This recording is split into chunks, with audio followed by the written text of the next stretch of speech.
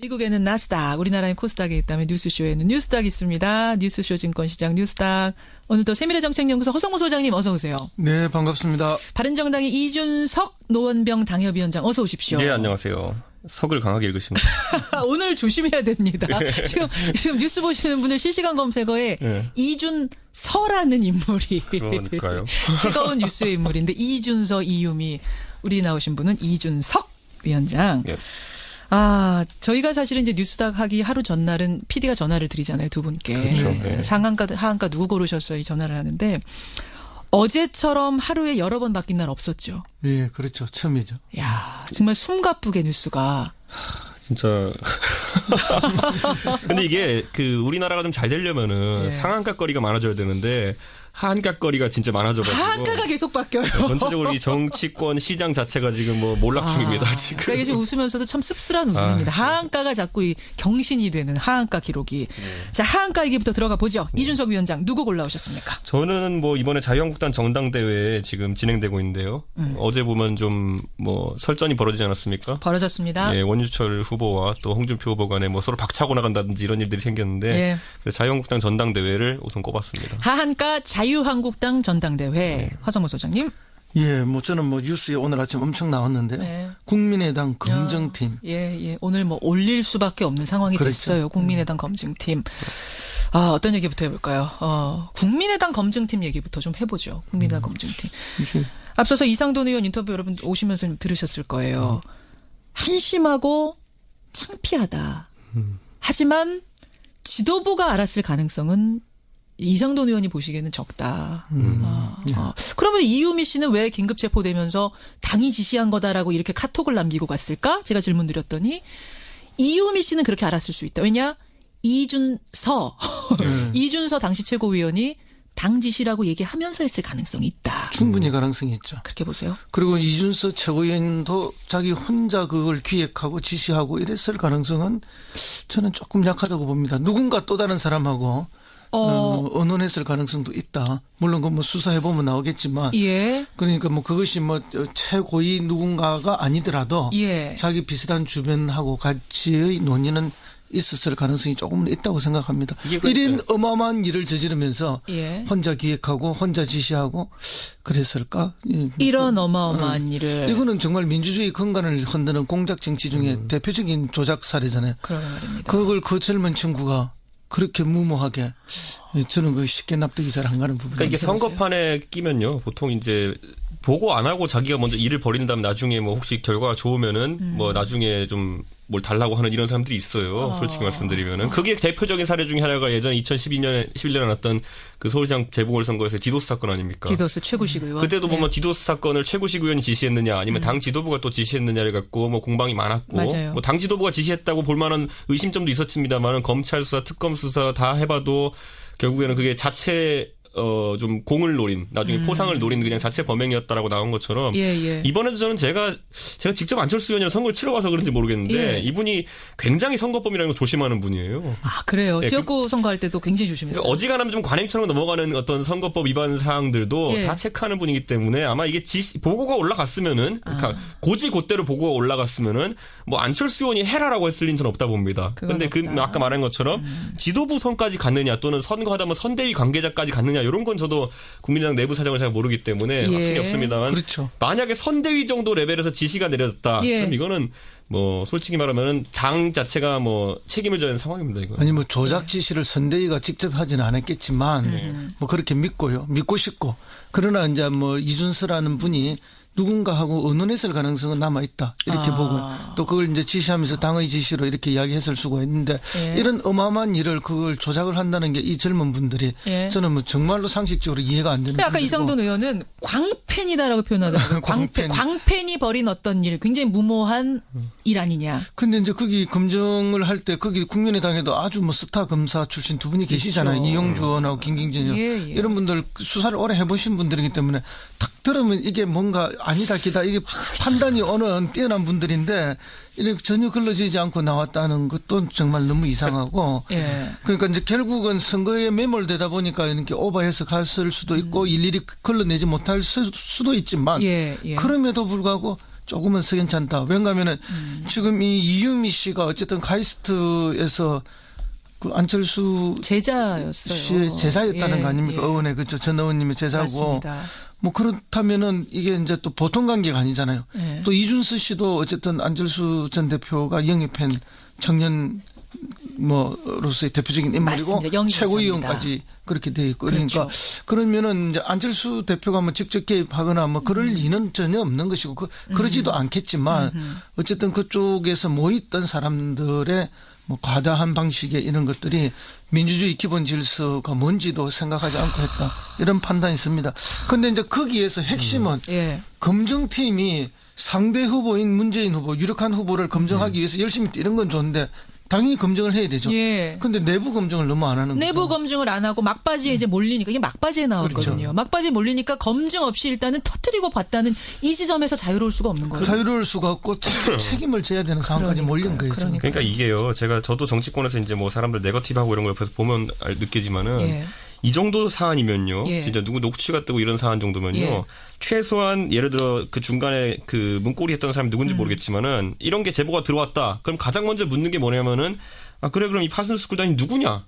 실명이 나와야죠. 누구냐 이렇게 하면은 그래서 그 사람에 대한 최소한 기본 정보는 확인하고 들어갑니다. 그러니까 대중들에게 실명 공개를 안 하더라도 본인들은 알아서 검증팀은 그렇죠. 알았어야 된다는 그리고 건데. 검증팀의 책임자가 전화해봐. 아니요 전화 정도는 얼굴 확인 정도는 해야 됩니다. 얼굴 확인 정도는. 실체가 있는 사람인지 없는 사람인지. 파슨스 스쿨에 전화했었어야 되는 거 아니에요? 그렇죠. 다양한 방식에 했었어야죠. 뭐 그렇게까지는 아니더라도 파슨스 스쿨이라는 게 한국에 저도 아는 사람 한 4-5명 있거든요. 나온 사람들이 한 달이 건너면 검증이 돼요. 이 사람이 실존하는 인물인지 아닌지는.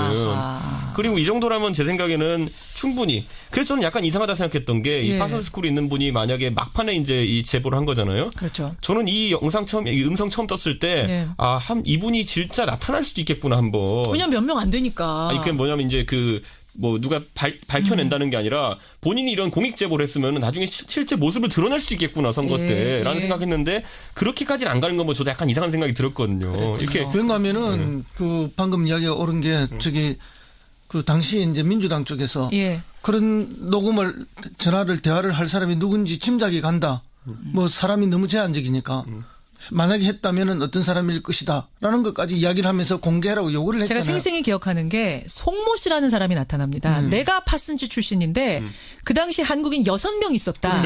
내가 모르는 사람 중에 있을 수가 없는데 도대체 누구냐? 그렇죠. 이렇게까지 송모 씨가 나왔거든요. 그런 정도로 나왔으면 이미 이제 그 당의 뭐 검사 출신들이나 율사 출신들은 뭔가 이게 이상하다고 감을 잡았어요. 감 다 잡고 있는 거죠. 잡았어야 되는데. 근데 이제 이렇게 쭉 시간이 벌써 뭐 대선 끝나고 시간이 많이 지났잖아요, 벌써. 이제 와서 이렇게 터지는 거는 이제 뭐 이제 실체는 이미 알고 있었고 어느 타이밍에 하느냐 이런 정도를 판단해서 가능성이 있다고. 오늘 이 얘기가 참 길어지는데 이거 하나만 여쭐게요. 안철수 전 대표 책임론 어떻게 보세요?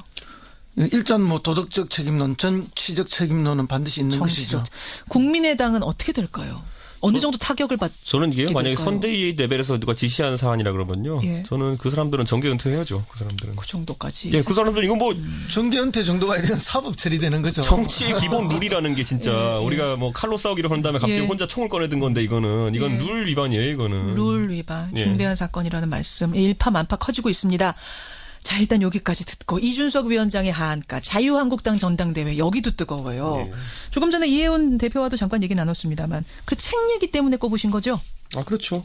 책 얘기 그리고 거기 그것보다도 저는 그에 대한 대응이 좀 더 난감했습니다. 무슨 말씀이세요? 그러니까 저도 바른정당 창당 과정에 우리가 개혁보수신당이라는 이름으로 이제 활동할 때 제가 뭐 핵심 멤버 중 하나였으니까 그때 이런 대화들이 오갔던 게 기억이 나요. 무슨 대화요? 그러니까 처음에 저희가 분당을 하려고 했을 때 저도 이제 분당할 때 긴가민가 하니까 물어보잖아요. 그 갈까요, 가서 아니요 그게 아니라 한 몇 분 정도 우리 나갈까요? 이렇게 많이 얘기를 해요. 그래서 그때 얘기 들었던 게 저도 명단도 봤지만 의원님들 한 40분 정도 그 당시에 얘기 듣는 거로는 탄핵 동참하신 한 60-70명 중에 40분 정도가 분당에 대해서 하기로 했다라는 얘기가 나왔고 시도지사 같은 경우에도 제가 알기로 한 지금 실제 나오신 분은 남경필 원희룡 2분인데 한 4분 정도 많게는 5분 정도까지도 이름이 오갔던 걸로 제가 기억해요. 그 4명 안에 홍준표 지사가 있었단 말입니까?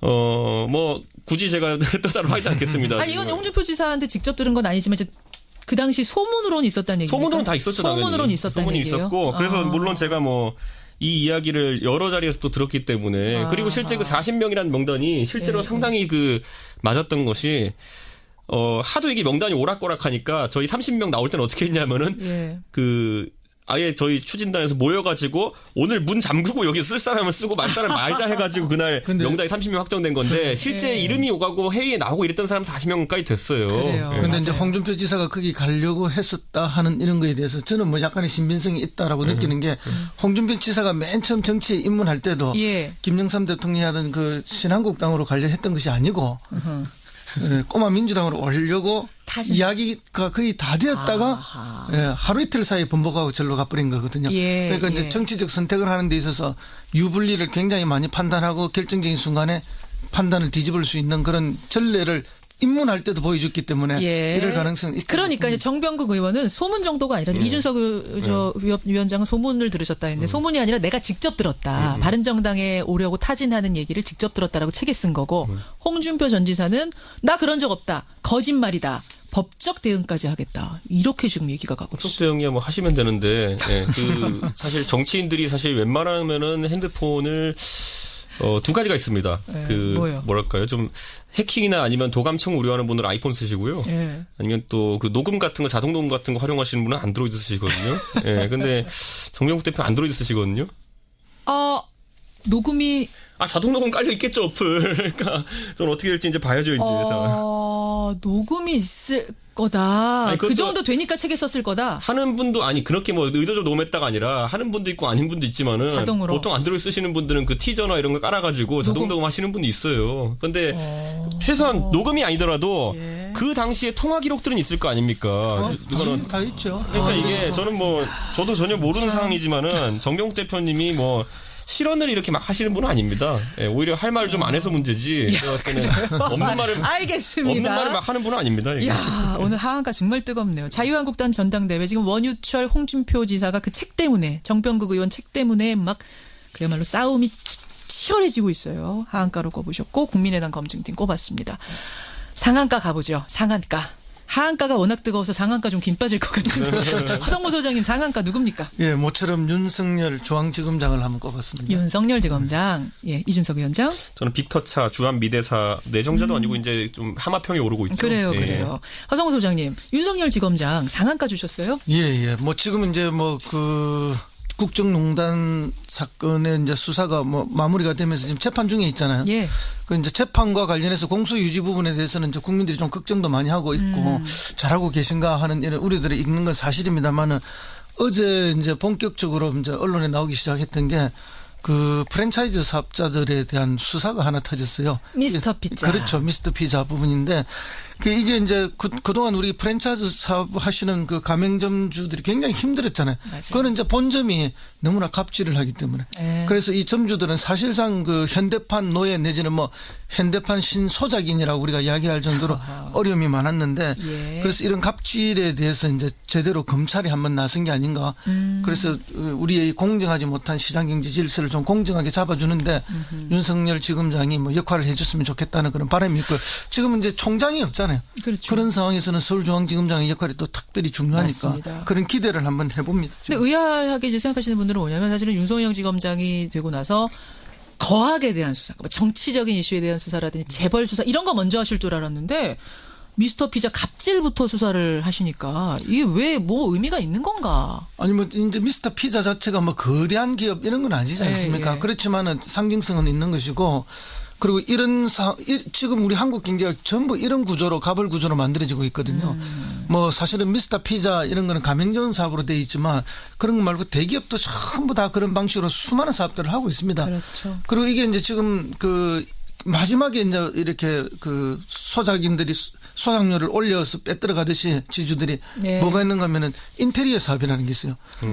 가맹점들한테 3년이나 5년마다 정기적으로 인테리어를 하게 하고 그것은 비용을 가져. 자기들의 인테리어 사업부에서만 하도록 하면서 비용을 다시 빼들어가는 이런 구조가 돼 있어가지고 3년간 열심히 노력해서 벌어봐야 인테리어 사업에 다 바쳐야 되고 5년간 열심히 벌어봐야 그게 다 바쳐야 되는 이런 끊임없는 수탈 구조가 있어서 이 부분은 뭐 중소기업 대기업뿐만 아니라 모두가 지금 공동으로 다 하고 있어서 한번 검찰이 제대로 들어봐야 공정거래위원회 위원장 이번에 좋은 분 되셨잖아요. 거기서도 제대로 한번 해야 된다고 봅니다. 그런데 이번에 윤석열 지검장이 이쪽 미스터 피자를 건드리는 사이에 그 국민의당 쪽에서 이 사고가 터져가지고 남부지검이 더 주목받게 생겼습니다. 그 남부지검 지금 사건이잖아요, 그게. 그쪽에 이제 정치 사건이 오히려 배당된 그런 모양새 됐습니다. 그러네. 이준석 위원장의 장안가는 빅터차 주한 미대사 내정자. 네, 이분에 대해서 생소하게 생각하시는 분들이 많을 텐데요. 저는 제가 미국에서 공부할 때 이분 책으로 공부했습니다. 아, 그래요? 네, 그러니까 우리나라의 문정인 교수가 사실 이쪽 학계에 있어서는 굉장히 존경받는 분인 것처럼 또 이쪽에선 또 그 강경론자 중에서는 대북 강경론자 중에서 굉장히 또 존경받고 또 학자로서 활동 많이 하신 분입니다. 네. 그래서 저는 이걸 보면서 느낀 게 뭐냐면요. 그 정상회담 하기 직전에 이걸 발표를 안 하고 이제 소위 말하는 흘리고 있거든요, 지금. 맞아요. 흘리고 있다는 게 혹시 문정인 교수가 지난번에 미국에 가서 하신 말씀들에 대한 미국의 약간의 답장성이 있지 않느냐. 그게 무슨 말씀이세요? 왜냐하면 결국 그러니까 주한 미대사관이라는 게요. 전 세계적으로는 규모가 한 뭐 5위에서 8위 사이 왔다 갔다 하지만은 과거엔 1위 했던 적도 있어요. 그 정도로 미국의 외교가에서는 중요한 보직이고 대북 정책을 수행하는 데 있어가지고 굉장히 중요한 위치인데 여기에다가 대표적 매파 강경론자를 지금 이제 임명한 거죠. 여기서 강경론이라 하면 어떤 게 강경론인 거예요? 그러니까 세 가지가 있어요. 그러니까 뭐냐면 첫째 이 빅터차 교수는 책을 읽어보면요. 중국의 역할이라는 걸 굉장히 뭐 사실 배제하고 놓고 생각합니다. 아, 중국 배제론자. 중국을 배제한다기보다는 거의 역할이 없을 것이다. 실제적으로 움직일 수 없을 것이다. 이 정도고. 두 번째는 또 한미일 삼각동맹을 굉장히 중요하게 생각합니다.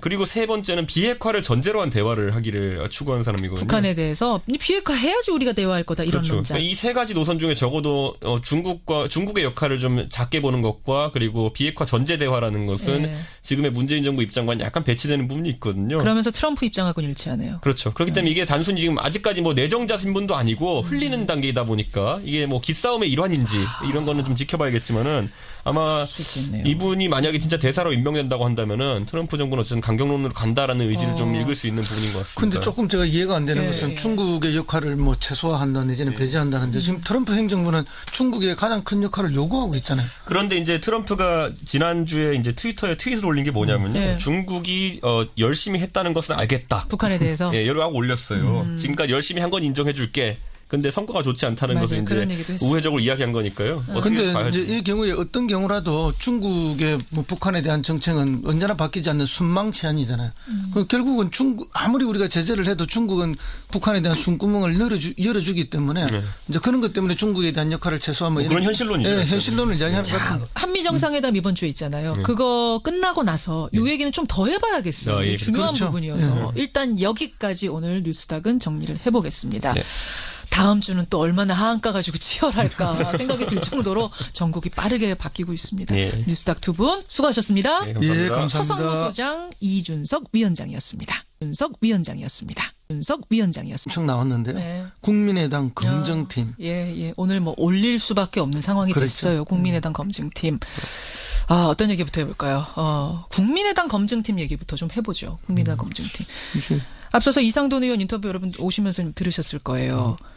한심하고 창피하다. 하지만 지도부가 알았을 가능성은 이상돈 의원이 보시기에는 적다. 그러면 이유미 씨는 왜 긴급 체포되면서 당이 지시한 거다라고 이렇게 카톡을 남기고 갔을까? 제가 질문 드렸더니 이유미 씨는 그렇게 알았을 수 있다. 왜냐? 이준서 당시 최고위원이 당 지시라고 얘기하면서 했을 가능성이 있다. 충분히 가능성이 있죠. 그렇게 보세요. 그리고 이준서 최고위원도 자기 혼자 그걸 기획하고 지시하고 이랬을 가능성은 저는 조금 약하다고 봅니다. 누군가 또 다른 사람하고 언론했을 가능성도 있다. 물론 그 뭐 수사해보면 나오겠지만. 그러니까 뭐 그것이 뭐 최고위 누군가가 아니더라도 자기 비슷한 주변하고 같이의 논의는 있었을 가능성이 조금은 있다고 생각합니다. 이런 어마어마한 일을 저지르면서 혼자 기획하고 혼자 지시하고 그랬을까? 이런 어마어마한 일을. 이거는 정말 민주주의 근간을 흔드는 공작 정치 중에 대표적인 조작 사례잖아요. 그런 말입니다. 그걸 그 젊은 친구가 그렇게 무모하게 저는 쉽게 납득이 잘 안 가는 부분이. 그러니까 이게 선거판 미국에는 나스닥, 우리나라엔 코스닥이 있다면 뉴스쇼에는 뉴스닥이 있습니다. 뉴스쇼 증권시장 뉴스닥. 오늘도 세밀의 정책연구소 허성무 소장님 어서 오세요. 네, 반갑습니다. 바른정당의 이준석 노원병 당협위원장 어서 오십시오. 네, 안녕하세요. 석을 강하게 읽으십니다. 오늘 조심해야 됩니다. 지금 뉴스 보시는 분들 실시간 검색어에 네. 이준서라는 인물이. 그러니까요. 뜨거운 뉴스의 인물인데 이준서 이유미. 우리 나오신 분은 이준석 위원장. 네. 아, 저희가 사실은 이제 뉴스닥 하기 하루 전날은 PD가 전화를 드리잖아요, 두 분께. 그렇죠. 네. 상한가, 하한가 누구 고르셨어요? 이 전화를 하는데 어제처럼 하루에 여러 번 바뀐 날 없었죠. 예, 그렇죠. 처음이죠. 야, 정말 숨가쁘게 뉴스가. 진짜. 근데 이게 우리나라가 좀 잘 되려면은 예. 상한가 거리가 많아져야 되는데 하한가 거리가 진짜 많아져가지고. 하한가가 계속 바뀌어요. 전체적으로 이 정치권 시장 자체가 지금 뭐 몰락 중입니다, 지금. 그러니까 지금 웃으면서도 참 씁쓸한 웃음입니다. 하한가가 자꾸 이 경신이 되는 하한가 기록이. 자, 하한가 얘기부터 들어가 보죠. 이준석 위원장 누구 골라오셨습니까? 저는 뭐 이번에 자유한국당 전당대회 지금 진행되고 있는데요. 어제 보면 좀 뭐 설전이 벌어지지 않았습니까? 벌어졌습니다. 예, 원유철 후보와 또 홍준표 후보 간에 뭐 서로 박차고 나간다든지 이런 일들이 생겼는데 예. 그래서 자유한국당 전당대회를 우선 꼽았습니다. 하한가 자유한국당 전당대회. 네. 화성무 소장님. 예, 뭐 저는 뭐 뉴스에 오늘 아침 에 끼면요. 보통 이제 보고 안 하고 자기가 먼저 일을 벌인 다음 나중에 뭐 혹시 결과가 좋으면은 뭐 나중에 좀 뭘 달라고 하는 이런 사람들이 있어요. 솔직히 말씀드리면은. 그게 대표적인 사례 중에 하나가 예전 2011년에 났던 그 서울시장 재보궐선거에서 디도스 사건 아닙니까? 디도스 최구식 의원. 그때도 보면 디도스 사건을 최구식 의원이 지시했느냐 아니면 당 지도부가 또 지시했느냐를 갖고 뭐 공방이 많았고. 맞아요. 뭐 당 지도부가 지시했다고 볼 만한 의심점도 있었습니다만은 검찰 수사, 특검 수사 다 해봐도 결국에는 그게 자체 좀 공을 노린 나중에 포상을 노린 그냥 자체 범행이었다라고 나온 것처럼 예. 이번에도 저는 제가 직접 안철수 의원이랑 선거를 치러봐서 그런지 모르겠는데 예. 이분이 굉장히 선거법이라는 거 조심하는 분이에요. 아 그래요? 네, 지역구 선거할 때도 굉장히 조심했어요. 어지간하면 좀 관행처럼 넘어가는 어떤 선거법 위반 사항들도 다 체크하는 분이기 때문에 아마 이게 보고가 올라갔으면은 그러니까 고지고대로 보고가 올라갔으면은 뭐 안철수 의원이 해라라고 했을 리는 저는 없다 봅니다. 그런데 아까 말한 것처럼 지도부 선까지 갔느냐 또는 선거하다 보면 선대위 관계자까지 갔느냐 이런 건 저도